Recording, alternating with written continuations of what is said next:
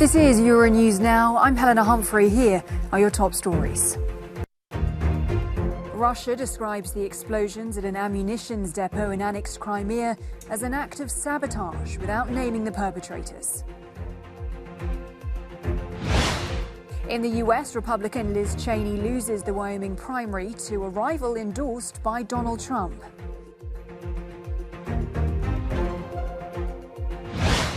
And 1 year after the Taliban retook Kabul, a close aide of the former president tells our international correspondent why his government decided to flee Afghanistan.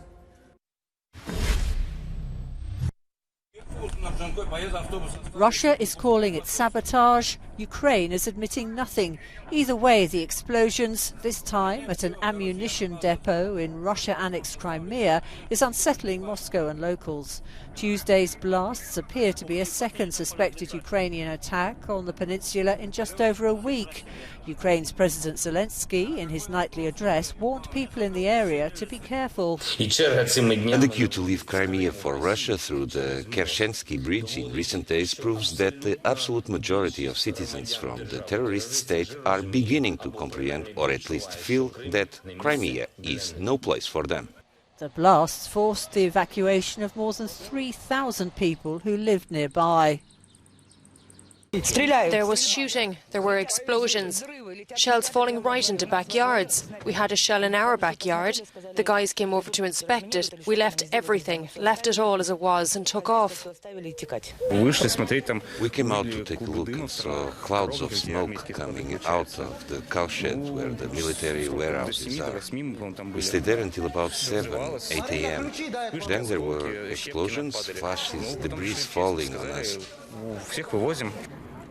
On Thursday, UN Secretary-General Antonio Guterres, Turkish President Recep Tayyip Erdogan and President Zelensky are to meet in Ukraine to discuss last month's UN-Turkey brokered grain deal and the attacks on the Zaporizhzhia nuclear power plant in southeastern Ukraine. Russia and Ukraine have blamed each other for the shelling near the nuclear plant, which Russian forces control. The UN wants its nuclear inspectors to be given access to avert a possible disaster.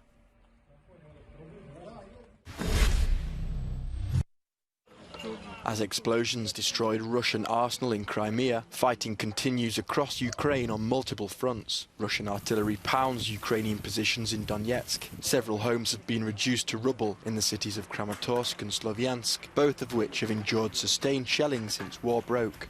The front line has moved little in recent days. Ukrainian forces are resisting the onslaught of Russian troops, encouraged by rumours of defections and divisions on the enemy side. Reports suggest forces of the self-proclaimed Luhansk Republic are refusing to fight in Donetsk. Fatigued after months of grueling clashes. In the Russian-controlled territory, drinking water is distributed daily amid fears of triggering epidemics.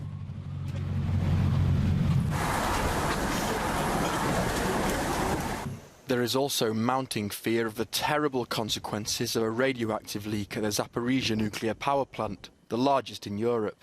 Several strikes have targeted the site, sparking fears of a nuclear disaster. French President Emmanuel Macron called on Russia to withdraw its soldiers from the facility. Meanwhile, there's been a surprise visit to former UN Secretary Ban Kimoon and former Colombian President José Manuel Santos to Ukraine. Both men visited Bucha, a city northwest of Kiev and the site of alleged Russian war crimes, where hundreds of civilians were found dead after the Russian withdrawal in late March.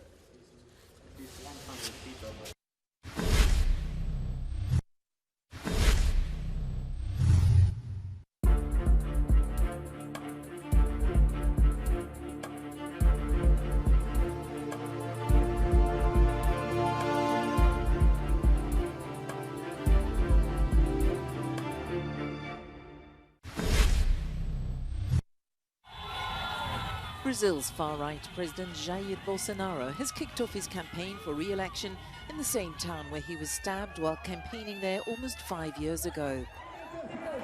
Addressing his supporters, he said he was grateful to the medics who saved him. A recordação que eu levo é de renascimento.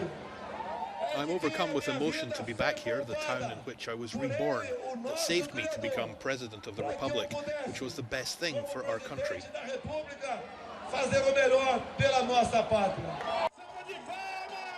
The race in Latin America's largest democracy is a clash between two strong candidates, with all others lagging far behind. Former left-wing President Lula da Silva's campaign began at a Volkswagen plant outside Sao Paulo, where he rose to fame as a union leader. He lost no time in slamming Bolsonaro's record during the pandemic. You, the Bolsonaro government, were denialist. You didn't believe in science. You didn't believe in medicine. You didn't believe in the governors. You just believed in your lie. Because if there's someone who's possessed by the devil, it's this Bolsonaro.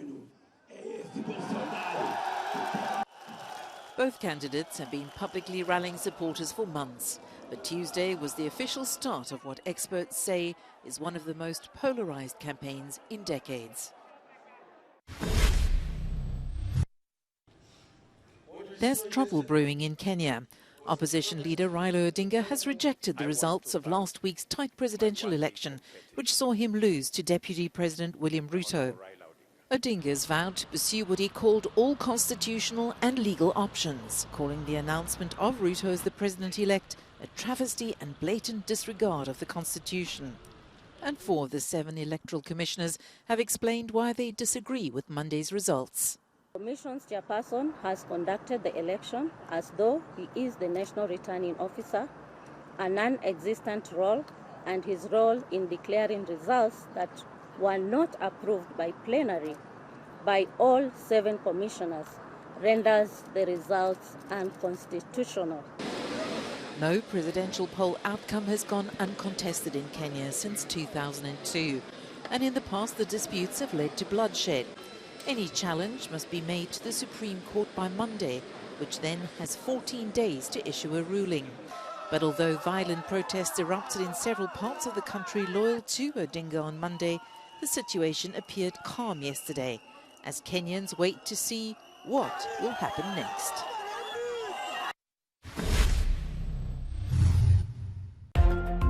Fierce critic of Donald Trump, Liz Cheney has lost in a Republican primary, falling to a rival backed by the former president.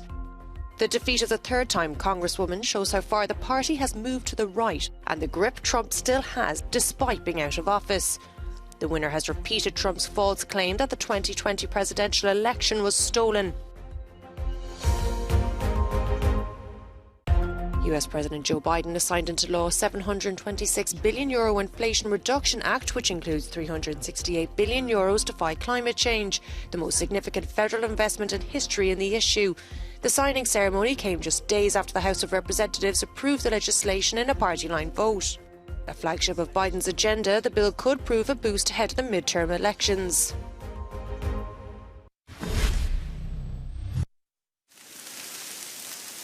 A new blaze in Portugal has taken firefighters by surprise. Breaking out on Sunday afternoon and rapidly gaining dimension. And the Serra da Estrela nightmare is far from over. Fire that devastated more than 14,000 hectares of the natural park reactivated on Monday afternoon. Spain's capital awoke to a light haze in the sky and a faint scent of burning due to the smoke carried by wind from Portugal's wildfires.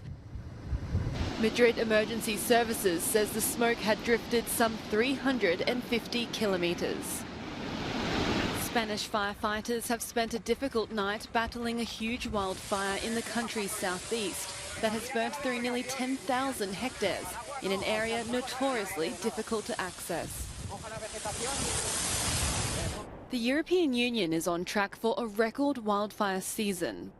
Spain, Romania and Portugal are the worst affected EU members. France has also been hard hit, with more than 60,000 hectares burnt as of this week, surpassing the country's total for the entire 2019.